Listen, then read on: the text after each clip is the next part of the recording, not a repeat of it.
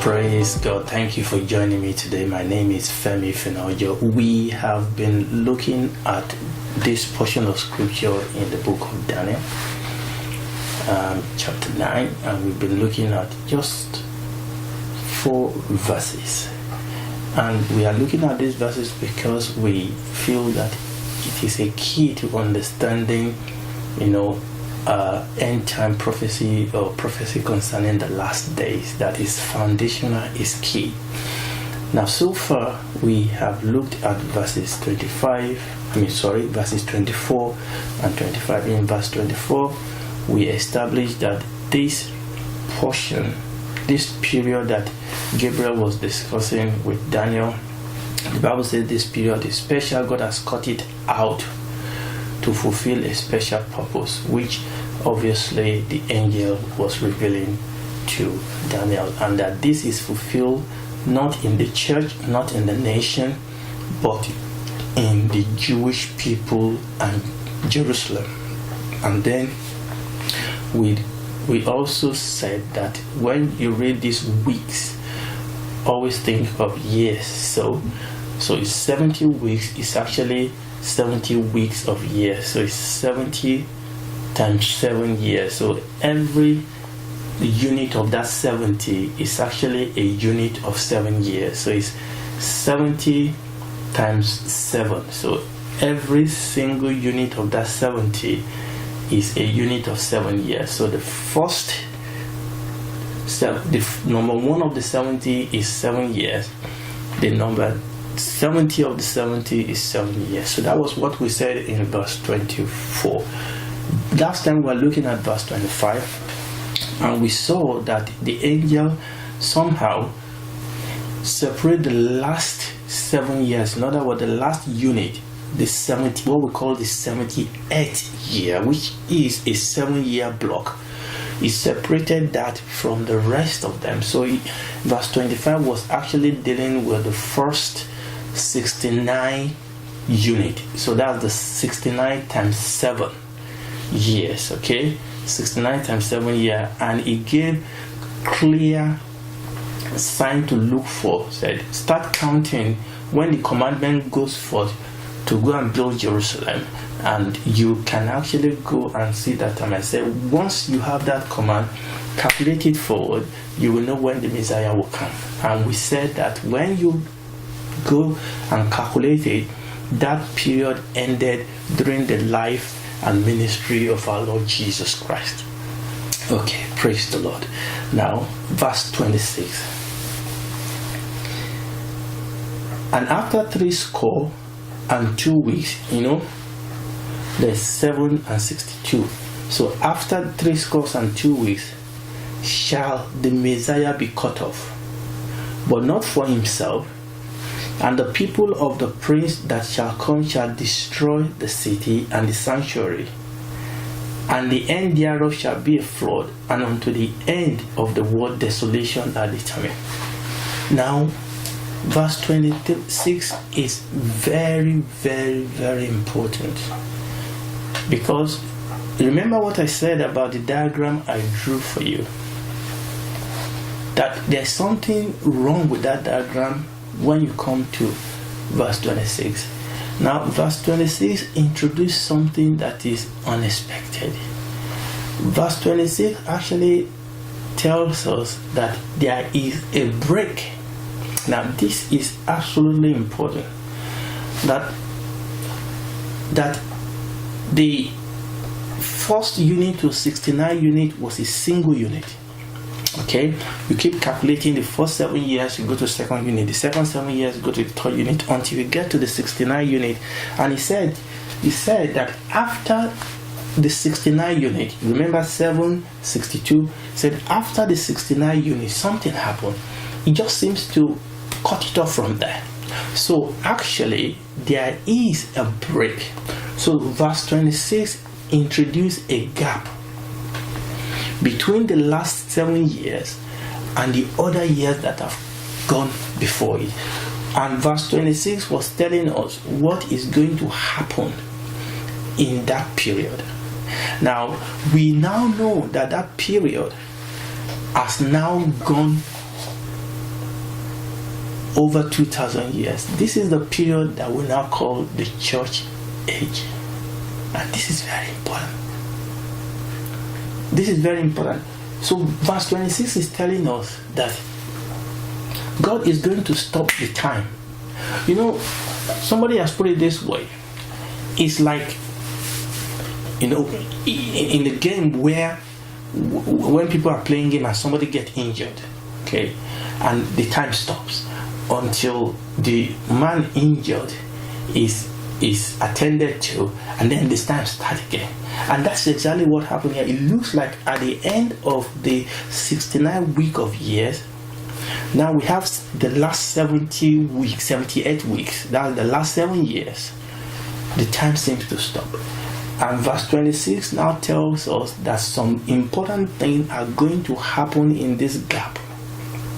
He said, number one, the Messiah, remember, the 69 weeks is going to happen in the lifetime of the Messiah. But he said after the 69 weeks, number one, the Messiah is going to be killed. So this prophecy actually tells us about the crucifixion of the Lord Jesus Christ, of the Messiah. He said, and the Messiah shall be cut off. But not for himself. He's not going to die for his own sin. He's going to die for the sins of the world. So in this gap, the Messiah is going to be killed. Also, it tells us something that is going to happen to the Jews. He said, the people of the prince shall come. Now, again, I'm not going to have the time to be able to explain and go into the nitty-gritty. But the people of the prince here is talking about the Roman. You know, the devil is called the prince of the power of the air. So the people of the prince is talking about the Romans. And he said, and the people of the prince shall come, and they shall destroy the city and the sanctuary. Now, this is very important, because this key in to what we are going to study later from Matthew chapter 24. When the disciple asked Jesus, talk to Jesus about the glory of the temple, and the Lord Jesus said, you see, there is not a single stone will stand upon each other that will not be brought down. And we're going to come to that. I don't want to go into that. But that was prophesied this prophecy this vision was actually given to Daniel by the angel. The angel here was talking about the destruction and the utter destruction of the second temple and the city of Jerusalem in AD 700. So this verse 26 actually tells us, remember, we are talking timeline here. So we are still in verse 26. So the verse 26 is what we refer to as the church age. That was a gap that was between the 69th week of year and the 78th week of year. It's as if, remember, all this prophecy has to do with the Jews. Up till that point, God was dealing with the Jews, okay? And the Messiah was cut off, was crucified, the temple was destroyed, the city was destroyed, and bam, that seems to stop. What filled in the gap? It was the church now. Remember, the church has not replaced Israel, because God is going to resume the timing. But don't let us go ahead of ourselves. All right. Verse 26 is telling us about this gap. Now let me show you my picture again. Okay. So this is my picture again. Now that was the one I drew before. I know you can see the light. Let me move it away from the light. Remember, you see the one I drew before? That was where verse 25 ended. But this is verse 26. Now we suddenly realize that there is that gap.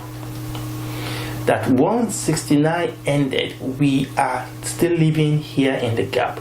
Now that is going to be the last 7-year period, or what we call the 78th week, all right, of years. But we are now in this area of gap.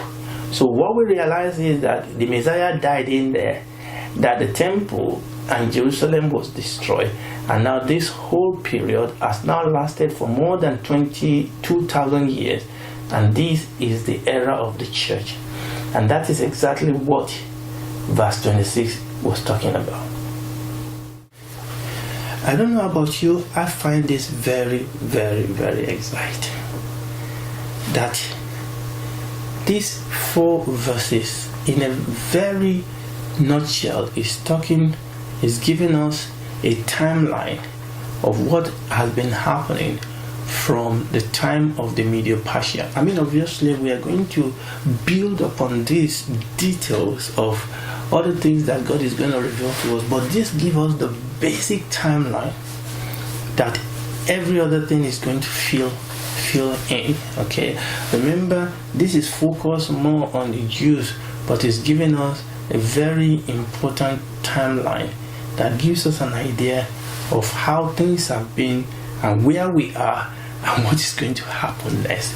Because we are now in the gap, we are in the church age.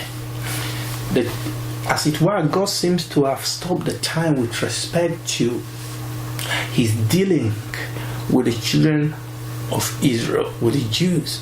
The temple was destroyed, the city was ransacked, and we're going to talk a little bit about that when we start talking about Matthew chapter 24. So I don't want to go into that, what really happened in AD 70. We're going to talk about that by the grace of God sometimes in the future, if Jesus tarries. So 26 is about the period, or what I'm calling the gap, in between the 69th week of years and the 78th week of years. So we are in that period. Remember, there is still coming a 7-year period. You get it? This is where we talk about the last 7 years that is going to wrap up this age. So the last 7 years is what is going to wrap up, and that last 7 years is the focus of our teaching. That last 7 years, when that 7-year kicks off, history quickly come to a close, and we're going to look at what triggers this, what will trigger the clock, and how will the clock run. What relationship does that period then have with the church, with Israel, and with the world? That's some of the things that we are going to be looking at. But now we know how we get to these 7 years. You must have been hearing people talk about this 7 years. So it's the 7 years that is going to end this world. It's the 7 years that is going to wrap up this present age. It's a 7 year that the scripture said a lot about with respect to God, his will, his purpose, his Messiah, his kingdom. And then we're going to be looking at that. But suffice it to say that that is what verse 26 is talking to us about. It's talking to us about that gap between the 69th week of years and the 78th week of years. Just remember that there is still coming a 7-year period that is going to wrap up this age. And that 7-year period, the Bible has a lot, loads and loads and loads to tell us about that 7 years, and that's going to be the focus of our teaching. But we still have one more verse to go, because this verse is going to tell us something about that last 7 years, at least as an introduction to it. And that is what we're going to be looking at when we come back next time by the grace of God. My name is Femi Fenojo, and I want to thank you for being part of this teaching today. God bless you. Bye. I believe this teaching has been a blessing to you. Please join us next time on Maranatha